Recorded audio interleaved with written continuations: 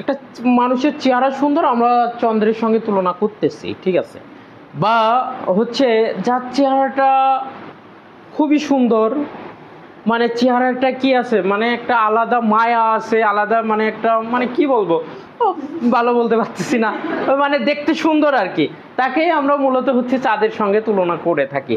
কিন্তু কখনোই চাঁদ আর মুখ এক হতে পারে না। চাঁদের কি নাক আছে, কান, দাঁত, কিছুই নেই। চোখ আছে না, চোখ আছে, নেই। এবার একটা জিনিস চিন্তা করো তো, যে চাঁদের যদি এগুলো না থাকে, চাঁদ যেভাবে আলো দিচ্ছে, তোমার চেহারা যত সুন্দরই হোক, তুমি কি সেইভাবে আলোকিত করতে পারবা? করতে পারবে না। দুইটাকে এক জায়গায় রাখতে পারবা? এক জায়গায় রাখলেও তোমার চেহারা ঝলসে যাবে, তাই না? তাহলে পরে কি তুলনা কি মিথ্যা না? তুলনা মিথ্যা। তাহলে পরে আমরা পাচ্ছি কি এর স্ট্রাকচারে, যে বিশেষ্য, বিশেষ্য প্লাস বিশেষ্য। দ্বিতীয়ত হচ্ছে তুলনা কি মিথ্যা। দেখো এইরকম গঠন আছে কোন সমাসে? উপমিত কর্মধারয় সমাসে। উপমিত কর্মধারয় সমাসে ব্যাস বাক্যের ক্ষেত্রে আমি বলেছিলাম যে কি পদ, সমস্ত পদে যে দুইটা পদ থাকবে সেটার মধ্যে নিকটবর্তী পদ প্লাস দূরবর্তী পদ প্লাস ন্যায় অথবা মতো। এখানে দেখো চন্দ্র মুখ, যিনি সমাস ব্যাস বাক্য করতেছে তার কাছে চন্দ্র এবং মুখের মধ্যে নিকটবর্তী পদ কোনটা? মুখ। তাহলে নিকটবর্তী পদ আগে বসবে, তারপরে কি বসবে? দূরবর্তী পদ। দূরবর্তী পদ কি? চন্দ্র। তারপরে বসবে ন্যায় অথবা মতো। তাহলে পরে আমরা কি পাচ্ছি? মুখ চন্দ্রের নাই। বুঝতে পারছো? মুখ, এসি অফ করে দিব,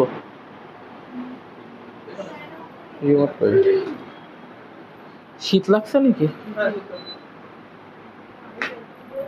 আচ্ছা, তাহলে আমরা কি এটা উপমিতটা বুঝতে পারছি?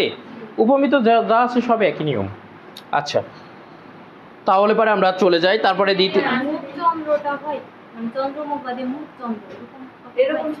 মুখ চন্দ্র। আচ্ছা, মুখ চন্দ্র থাকলেও এটাও উপমান, সেটা আমি কখনো দেখি নাই, তবে উপমানের গঠনের মধ্যে হ্যাঁ বই আছে মুখ চন্দ্র, দুটাই উপমিতই আছে না? ব্যাস বাক্য কি চন্দ্র আগে আছে? না না, মুখই আগে বুঝবে। আচ্ছা রাখো, আমি দেখছি। হ্যাঁ তুমি বলো। ন্যায় কখনো কখনো মাঝে দেওয়া যায়, এটা অর্থের সঙ্গে হচ্ছে ব্যাসেস করে হয়, ঠিক আছে, কিন্তু স্বাভাবিকভাবে এটা শেষে হয় উপমিত ক্ষেত্রে। ওইটা তাহলে ভুল দেয়া আছে, ঠিক আছে।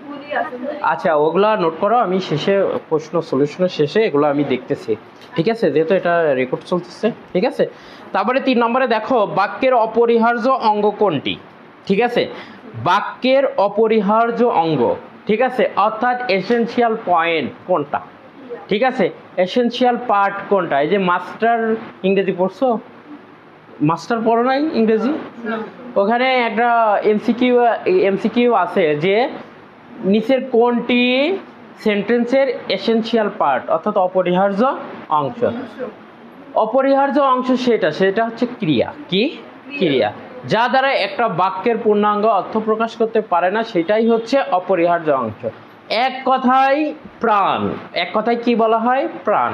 যেটা ছাড়া তার আলাদা কোনো পরিস্থিতি থাকতে পারে না, সেটাই হচ্ছে অপরিহার্য অংশ অর্থাৎ ক্রিয়া। ক্রিয়া ছাড়াই একটা বাক্যের কি মানে একটা বাক্য কি পরিপূর্ণতা হতে পারে? এখন বললাম আমি তুমি, এখানে হচ্ছে কি আছে? আমি তুমি, এখানে কি ক্রিয়া আছে? এ দ্বারা কিছু বোঝাচ্ছে? আমি খাবো, দেখো একটা কর্তা রয়েছে আর একটা ক্রিয়া রয়েছে। অর্থ কর্মপদ না থাকলেও কিন্তু অর্থ প্রকাশ হচ্ছে না, আমি খাবো, কিছু একটা খাওয়ার কথা বলতেছি, ঠিক আছে। এখন দেখো আমি ভাত খাবো, এখানে খাবোটা ক্রিয়া, ওই খাবোটা বাদ দিয়ে দিলাম, আমি ভাত বললাম, অর্থ কি প্রকাশ পাই না। যেই বাক্যের যেই অংশটা বাক্যের মধ্যে না থাকলে বাক্যের অর্থ প্রকাশ করতে পারে না, সেটাই হচ্ছে কি অপরিহার্য অংশ। দ্যাট মিন্স তাহলে আমরা যেটা পাচ্ছি বাক্যের অপরিহার্য অঙ্গ কোনটি? ক্রিয়াপদ, ঠিক আছে। তারপরে আমরা দেখি যে নিচের বাক্যের শূন্য স্থান পূরণ করো। যে মেয়ের বিয়ে হয় নাই। অনরা, এটা তো তোমরা পড়ছো, এটা তো আসলে বোঝার কিছু নাই, মুখস্থ। সবুজ মাঠের পরে আমাদের গ্রাম। বাক্যটিতে বিশেষণ পদ কোনটি? সবুজ মাঠের পরে আমাদের গ্রাম। আমি হচ্ছে বিশেষণ এটা চেনার উপায় বলেছিলাম, তাই না? একটু খেয়াল করো, আমি মনে হয় এরকম একটা রুলস তোমাদের বলেছিলাম, বিশেষ্য প্লাস এরকম বলেছিলাম, বিশেষ্য থাকলে প্রথম বিশেষ্যটা বিশেষণ হয়।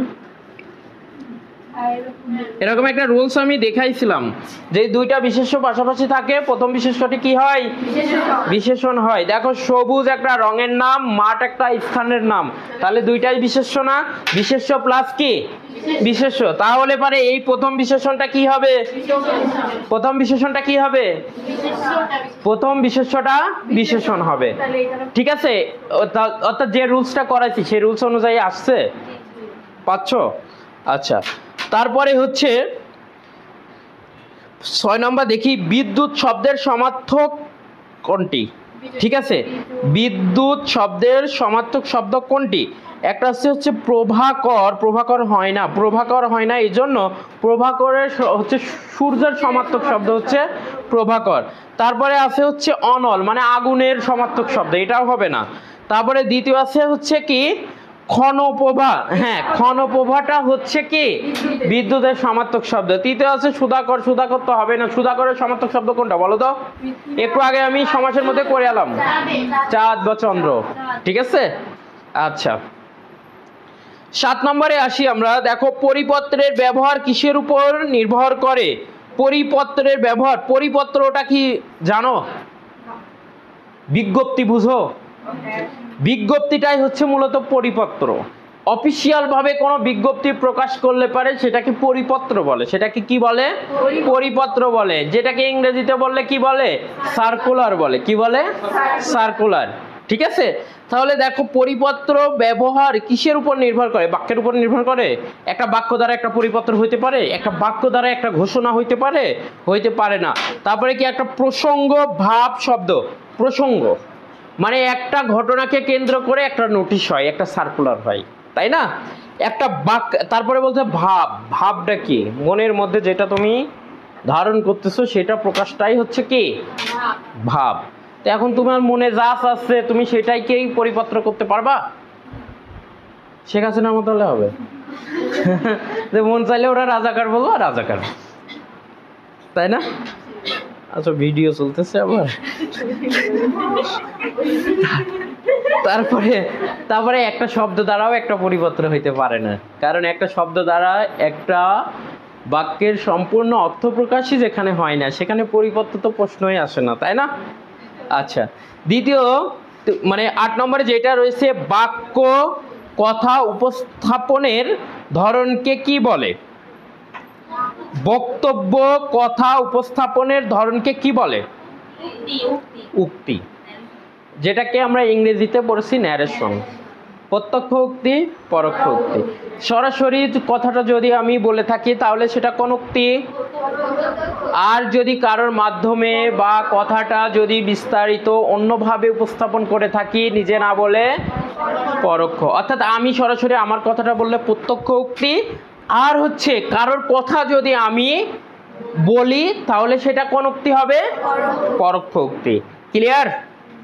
আচ্ছা, তারপরে রয়েছে বিপরীত শব্দের ক্ষেত্রে নিচের কোনটি সঠিক? অতিকায় বৃহৎ হয় না। অতিকায় মানে কি?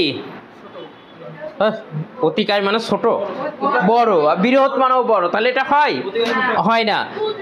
তারপরে আবাহন মিলন, এটাও হয় না, একই বোঝাচ্ছে। ঠিক আছে, অর্বাচীন আধুনিক। অর্বাচীন